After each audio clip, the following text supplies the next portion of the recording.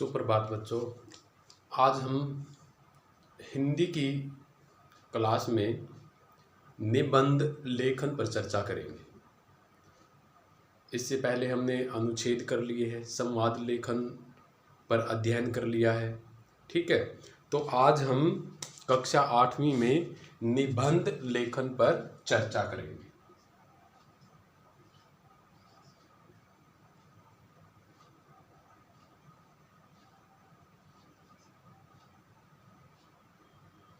ठीक है, तो आपको ये पता होना चाहिए कि निबंध जो है, ठीक है, यह नी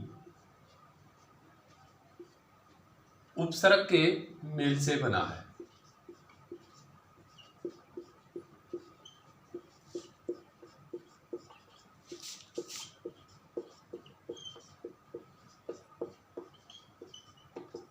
ठीक है, यानी कि बंद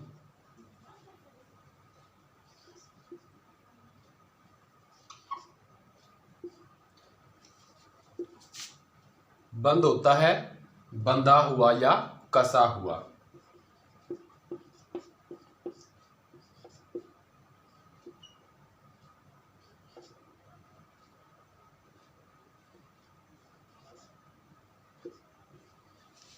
ठीक है, अगर हम बंद शब्द में नी उपसर्ग इसके प्रारंभ में जोड़ देंगे तो एक नए शब्द का निर्माण होगा, निबंध। ठीक है, बंद होता है कसा हुआ या बंधा हुआ। ठीक है, और एक बात मैं बता दूं, निबंध जो है, ठीक है, इसमें निबंध में भूमिका होती है। निबंध में भूमिका होती है नंबर 1 पर।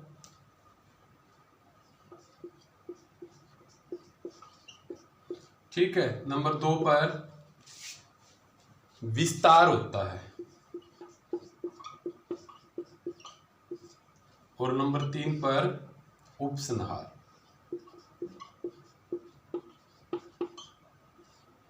ठीक है, नंबर 3 पर होता है उपसंहार। जो ये विस्तार है इसमें संकेत बिंदु होते हैं। विस्तार में संकेत बिंदु होते हैं।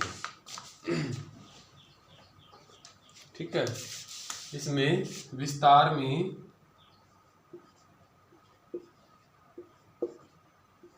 संकेत बिंदु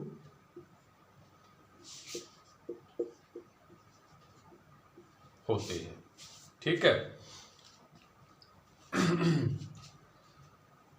जो ये भूमिका है ये निबंध का प्रवेश द्वार बोला जाता है। ठीक है, प्रवेश द्वार बोला जाता है। क्या बोला जाता है? प्रवेश द्वार।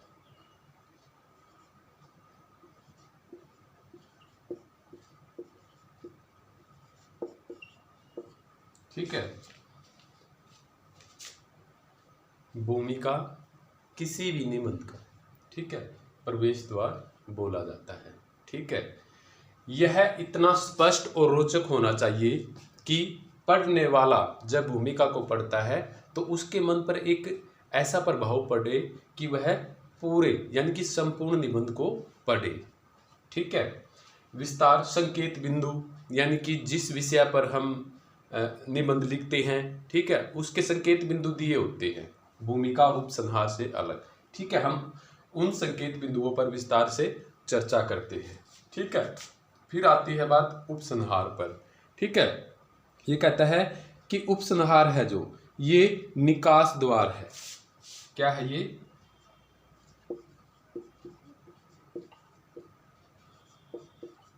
निकास द्वार। ठीक है, यानी कि उपसंहार हम निबंध से बाहर निकलते हैं। ठीक है, निबंध से बाहर निकलते हैं, ये निकास द्वार है। ठीक है, ये कहता है कि निबंध का अंत भी ऐसा होना चाहिए, निबंध का अंत यानी कि समापन भी ऐसा होना चाहिए कि पाठक पर उसका अमिट प्रभाव पड़े। ठीक है, कि जो निबंध उसने पढ़ा है वो एक छाप छोड़ दे उसके मन पर। ठीक है, तो फिर ये कहता है कि निबंध, ठीक है, ये फिर ये कह रहा है कि निबंध है जो 250 से 300 शब्दों में लिखा होना चाहिए। ठीक है, कम से कम तो 250 शब्द हो इसमें, और ज़्यादा से ज़्यादा 300 शब्दों का इसमें प्रयोग हो, इस्तेमाल हो। ठीक है, तो फिर ये कहता है इसी में कि निबंध, ठीक है, इसमें क्या क्या विशेषता होनी चाहिए। ये कहता है कि भाषा सरल व स्पष्ट हो। ठीक है, ये कहता है फिर नंबर 2 पर बार बार वाक्यों का प्रयोग ना हो। ठीक है, बार बार वाक्यों का प्रयोग ना हो। ठीक है, फिर ये कहता है कि नंबर 3 पर सरल भाषा सरल व स्पष्ट हो, बार बार वाक्यों का प्रयोग ना हो। ठीक है, ये कहता है कि वाक्यों से ही अलग वाक्य निकलने चाहिए। वाक्यों से ही अलग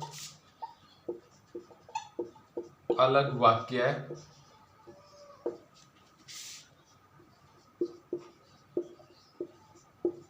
निकलने चाहिए।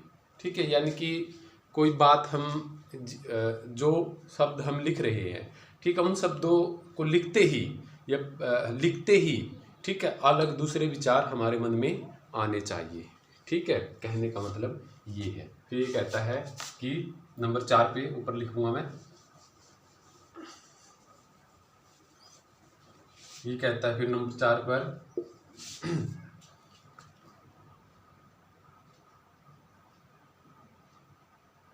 हाँ, नंबर 4 पे कहता है कि संकेत बिंदुओं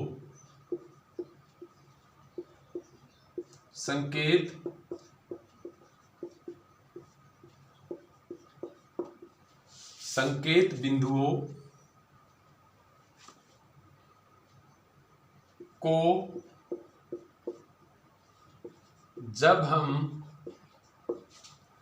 विस्तार से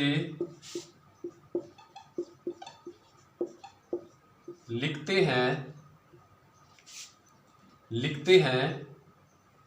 तो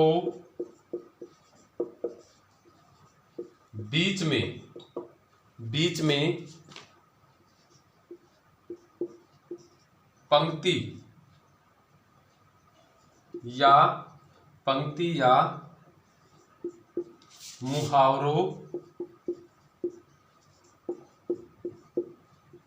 मुहावरों का प्रयोग हो। ठीक है, यानी कि हम कोई संकेत बिंदु है उस पर विस्तार से वर्णन कर लिख रहे हैं, तो उसमें पंक्तियाँ आती हैं, मुहावरे आते हैं। ठीक है, जिससे जो भाषा है, ठीक है, वो स्टिक रहे, ठीक है, रोचक बन जाए, पढ़ने वाले पर एक अमिट छाप छोड़ दे।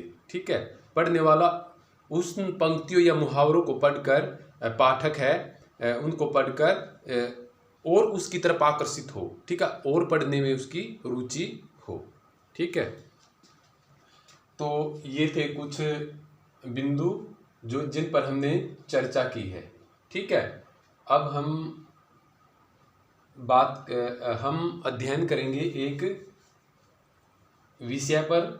ठीक है, बच्चों ने ये कॉपी में राइट कर लेने हैं ताकि याद रहे, भूले नहीं। ठीक है।